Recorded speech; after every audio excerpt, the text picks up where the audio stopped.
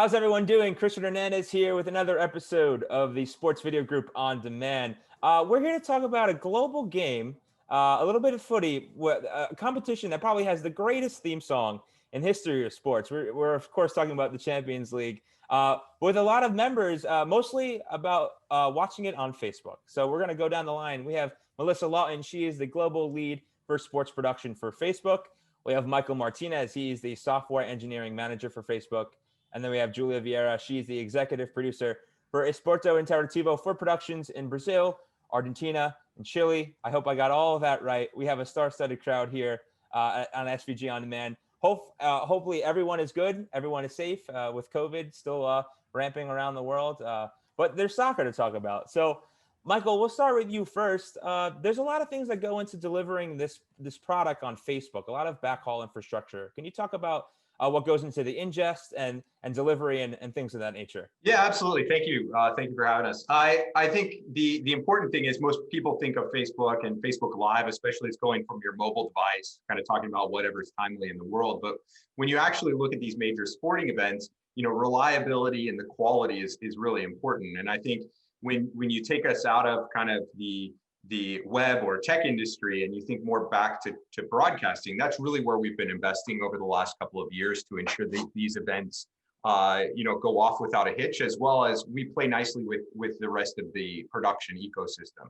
So for events like this, what we do is we have specialized infrastructure that allows us to bring in satellite and fiber feeds directly from the venue or from the studio in the case that we're switching between that content. We get that brought into our backend networks so that we can get it riding into Facebook's infrastructure for processing and ultimately for distribution onto our CDN and edges out to the carrier networks.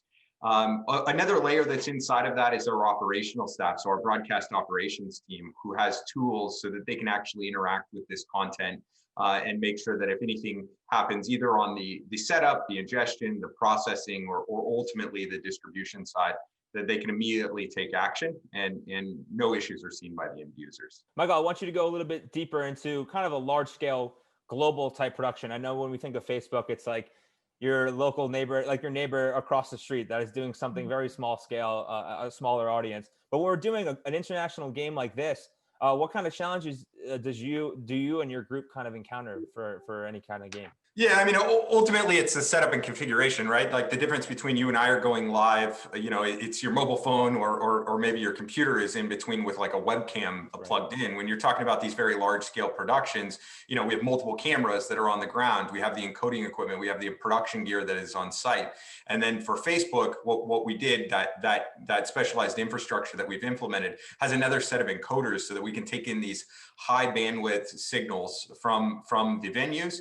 We can get those processed down to a format that we can handle in multiple ways. So like not only do we need to be able to ingest that signal, we need to ingest it from multiple sources. So maybe one of the signals coming over satellite, the other signal is coming over a dedicated fiber link. We're processing those on separate encoders and separate racks. We're getting that down to a signal, plugging it into our network interfaces, our backhaul into the Facebook data centers, where we'll then ultimately process it on our servers, our live servers, which then makes it look very similar to your user broadcast. Because at the end of the day, the investments that we are making on premium, we ultimately want to take to all of our user base. So even if it's something that, a broadcast from your mobile phone, the benefits and gains that we're getting from this large infrastructure investment will carry forward. I think the other thing that we need to do is we need to be able to do real-time monitoring. And so this means eyes on glass. This means people watching this inside of a tool so that they can actually switch between those encoders that we have on site. But let's not forget that distribution is also a really key element. And that's actually scaling the integrations into our carriers and working very closely with those mobile operators to make sure that we do have an event that has a high concentration of viewers, that we're being most performant for them so that ultimately the quality of experience for the user stays very, very high. And so just a quick example of this means we need to create more low-end bitrate lanes in our ABR profiles so that we can actually make those things available. And we actually will apply more bits to those lower resolutions so that it's a consistent experience on the mobile devices that are ultimately consuming this. And around the world, we see that throughout COVID, like we used to think about focusing on emerging markets because mostly they had, lower end devices connecting through cellular networks to pick up these games. During COVID, everybody is in this boat. Right. Every network infrastructure around the world is being impacted and being, having a lot of people, high density watching this. And then sports just throws that off the rails because now you've got 7.2 million concurrent people all trying to tune into one single event. And so we really have worked full stack to make these events successful. And ultimately, again, your broadcast from your phones will also gain the benefits from it. Michael, you bring up a good point. You mentioned 72 million concurrent viewers for the final last year in just Brazil and Latin America alone. A lot of people, especially with COVID going on, higher traffic. Another number we can throw out during that broadcast: more than 4.8 million people casted a vote via the Facebook polling feature. So a lot of eyes are on these, mine included. I'm a Tottenham Hotspur supporter, so I was watching the final last year. So yeah, a lot of people are watching. But Melissa, we can throw it to you now. This game that's global on Facebook. There's a lot of people watching. We've mentioned that before, but what kind of production techniques are you trying to convey on this digital broadcast? So the production for Facebook is geogated to LATAM. So it is definitely a production that's hitting a particular target audience. We're in Spanish speaking LATAM and Brazil, obviously. So there's two productions that we focus on, and then we really focus on what those audiences want to see, right, and what we think Facebook is ideal for. And Facebook is ideal for social interaction and meaningful engagement.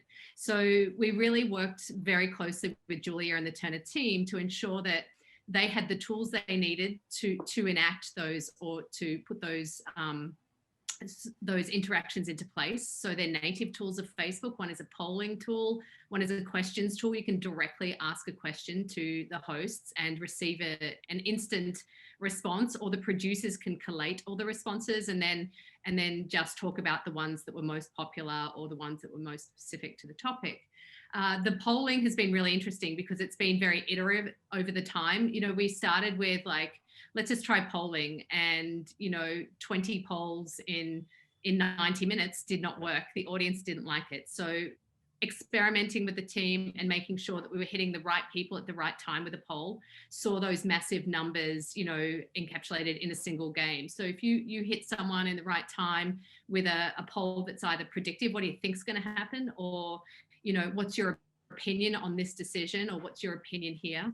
You even start to see things like halftime not be a cliff dive. People are right, still hanging around to see the results of the poll. And we really worked with the Turner team and Julia's team to get to that point where it feels like I'm a fan and you're speaking to me directly, and I can speak to you directly, and you're going to listen to what I'm saying. So it's breaking down that sort of glass between the hosts and the commentators and you as a viewer. And that was what was really important for us. And we were just super happy to see the reliability provided by Michael's team and the social interaction really crafted by Julia's team. Julia, just to piggyback off of what Melissa said, you worked in tandem with Facebook and kind of trying to make sure everything was going well. But last year it was all on-site things because of something that wasn't the coronavirus pandemic last year.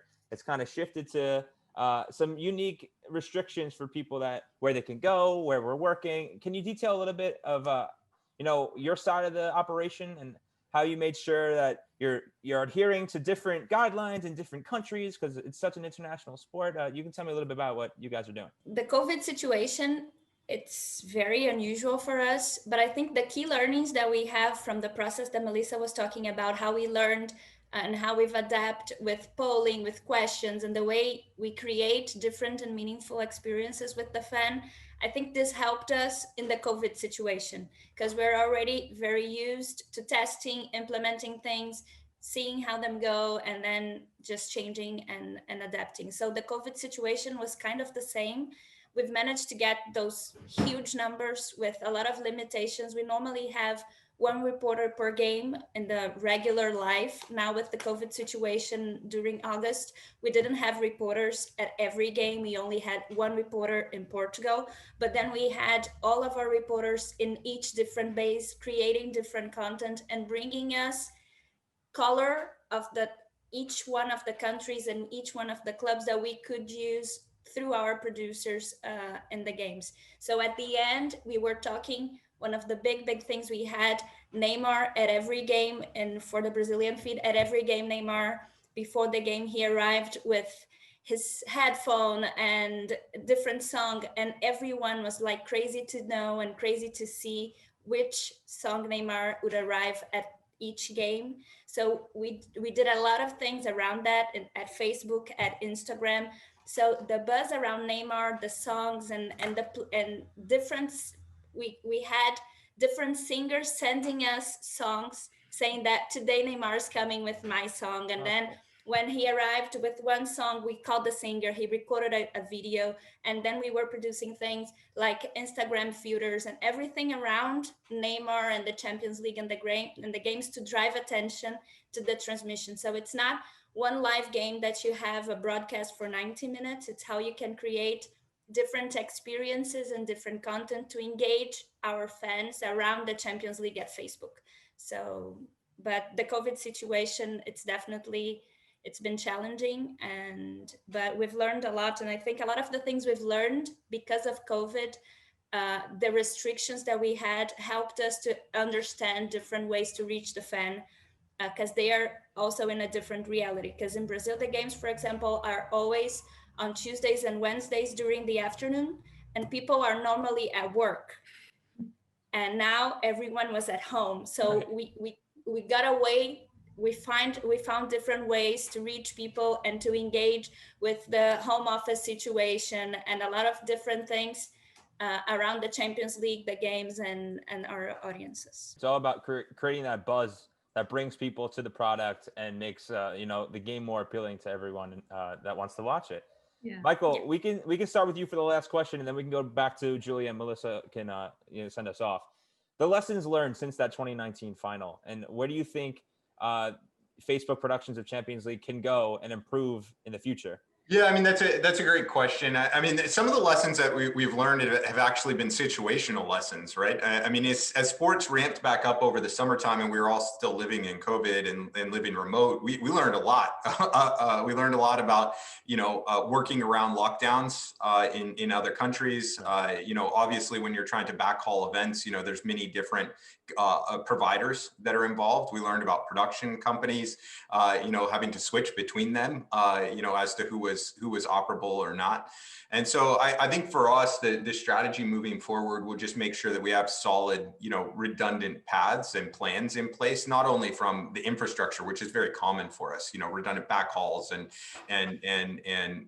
making sure that we're working really closely with those ISPs to have multiple distribution points across our edge caches. But also for the actual core processing capabilities that we rely very heavily on. I think reliability is super important, and making sure that you have access to equipment remotely is key. Awesome. Julia, you can go next. Every time I talk to Melissa, we talk a lot about a lot of different things we've learned. And for me, one that's very important, and I think it's symbolic of this partnership, is that we've been broadcasting the Champions League since 2004. So I was not there. I was like at school at the time, but EI already had the production and the rights to broadcast the Champions League. So we've been doing it since forever in Brazil, and we've always had the experience to produce like a broadcast, but it's so different when you try to bring that broadcast the Champions League's very formal, it's very premium. So Melissa always liked to tell that we had the guys in ties and very formal costumes, and we had a studio set up, like a TV studio set up. And now we've changed a lot to a much more informal and casual language for everything. When you look at the way they dress, at the way they talk, at the studio setup, the scenario is much more intimate, it's more cozy. It's like you're in your house with your friends talking about the Champions League. So the language, we've managed to reflect the digital language and this casual way into the transmission. And I think this was a very important learning for us, how you can bring the TV broadcast, how you can bring it to digital, and you keep quality, but you do it in a more casual, relaxed, and you're able to engage much more with your fans when you bring yourself to that position. So I think this was a big learning. And what I see in the future, you were asking about the Right. future. We need to keep working with Facebook team to create different ways, because today we do pollings when we do flock to unlocks and questions, but next season we've done this a lot, so we have to keep creating and Right. pushing everyone at Facebook and everyone on our team to figure out different ways to keep creating and engaging in different ways, so the fans are always engaged in our transmissions, in our page, and around the Champions League content. Melissa, you can take us home. I mean, for us, it's really about listening to the fans, listening to the production partners, listening to the engineers, but it's also about sharing that information as far and wide as possible so everyone benefits. And then looking at the data. So we don't ask people we don't encourage the use of the polling tool or the live producer, for example, because it's good for us. We do it because we can see a viewer who uses that polling tool during the Champions League final will watch 55% longer. Right. So when we see that sort of data, we can understand, like, okay, so they want interaction and they feel more attached to the broadcast through that. And again, just repeating what Julia said, now where do we go with that data and that knowledge? Like, what's the next step? How do we break it down more? Do we do more outside of the live to drive, a younger fan base to that live? Do we share more via Instagram? Do we use the WhatsApp network? We're really looking at like the family of apps and platforms and seeing how we can take the knowledge that we've learned and share that information and look at the data and increase the participation and the engagement of the fans. Right. You always want to improve on the product year after year, and I'm sure you guys will do so moving forward. But for now, Melissa, Julia, Michael, you guys have done a tremendous job. And while everyone's away from the stadium right now, you guys are doing a great job keeping everyone connected and feeling like there's still a sense of community during this harsh time. So thanks for the time. Good luck moving forward, and talk to you guys soon. Thank you very much.